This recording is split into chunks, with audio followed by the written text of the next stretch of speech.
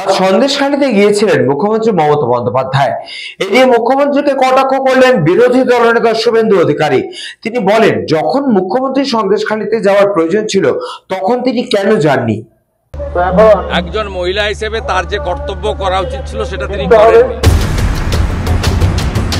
তমলুকে ধর্মীয় অনুষ্ঠান থেকে মুখ্যমন্ত্রীকে কটাক্ষ শুভেন্দু অধিকারী।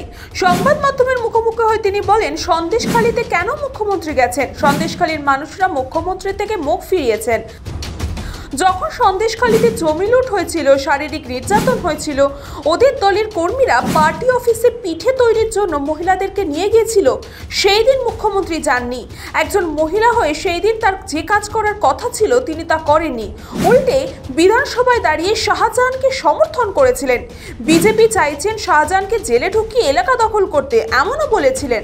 তাহলে আজ কেন গেছেন মুখ্যমন্ত্রী? একজন মহিলা হিসেবে তার যে কর্তব্য করা উচিত ছিল সেটা তিনি করেননি।